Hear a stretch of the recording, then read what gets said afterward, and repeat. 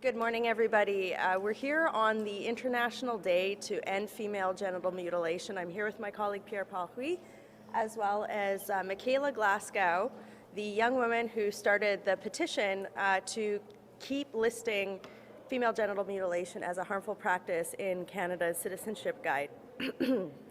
So female genital mutilation is an important issue. It's been interesting going through this process over the last couple of months and hearing comments like, well, it's not that big of a deal. It doesn't affect that many women. But the reality is that there are over 200 million women living right now who have undergone this procedure. And we understand that without further aggressive action, many more women and young girls will be subjected to this. This is a practice that is a violation of human rights. It removes a woman's sexual agency. It is not healthy. There is absolutely nothing good with this practice, and it's a practice that happens under a shroud of silence. It's something that's not often talked about publicly. Many survivors carry shame with it. It's very deeply taboo to bring it up within communities.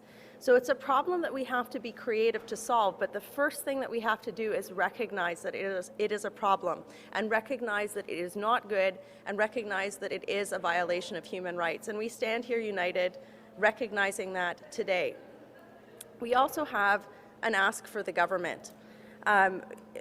You'll note that over the last several months, after we learned that the government was going to remove listing FGM as a harmful practice from Canada's Citizenship Guide, we put an enormous amount of pressure on the government to ensure that this didn't happen. I want to thank Michaela for helping start this petition, which garnered over 25,000 signatures, which I will be tabling in the House of Commons today. For anyone who says that petitions don't make a difference, this one did, because the government has capitulated and reversed this decision, which I think is positive. And why is it important to have it in Canada's Citizenship Guide? This is a piece of information that newcomers to Canada, no matter who they are or where they come from, have. And in it, if we can list that this is something that women do not have to be subjected to in Canada, that is one piece of information, that's one more step that we can put in place to help end this practice. Some people will say, well, it's illegal in Canada. Why is this important? It's illegal. Who cares? The reality is that there hasn't been any prosecutions of this practice in Canada. And that's because it is so deeply shrouded in silence. It's so deeply shrouded in taboo. And we need to work together to help combat this. Now, my understanding is that today the government will be making an announcement about sending funds overseas to help combat this practice.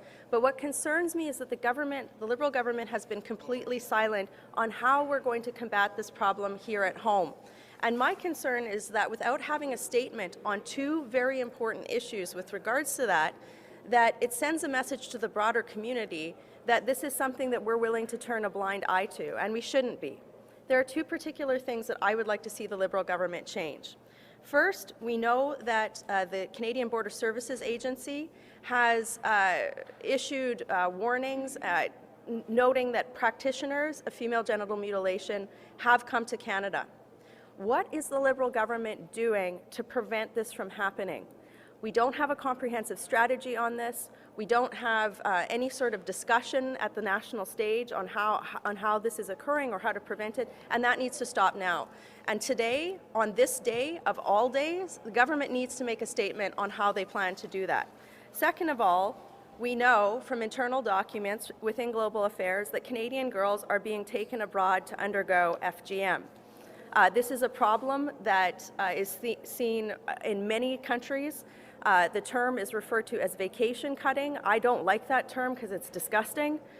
But the reality is that women and Canadian girls are taken abroad to have this performed on them. This isn't just me saying this. This is the government's own internal document saying this.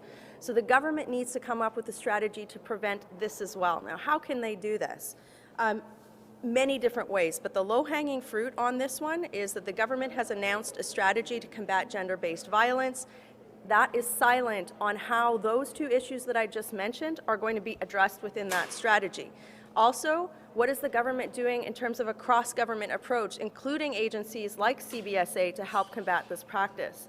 Yesterday in the House of Commons, I asked this question. What concrete steps are the government undertaking to deal with these two issues at the very least? I didn't get an answer. I hope to get an answer today. This is an important issue, and it's something that's so inherent to gender rights. It's something that, women's bodies and women's sexual agency have long been used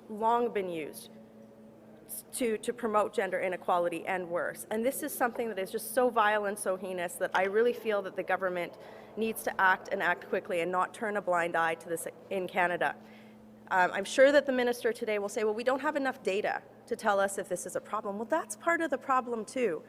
Many women have come forward. The Toronto Star issued an excellent piece over the summer talking about sharing the stories of some of these survivors. We can't help but feel compassion for them, but we also have to understand that while they need trauma support, they need specialized support, we need a broader program to work with community leaders who tacitly allow this to happen. Even in my home city of Calgary recently, there was a group who came forward and said that there was health benefits to this practice. How are we combating that here at home? And that's really the question for the government. That's really the question for the government today. I want to again thank Michaela, and I'll allow my colleague Pierre to make a brief statement.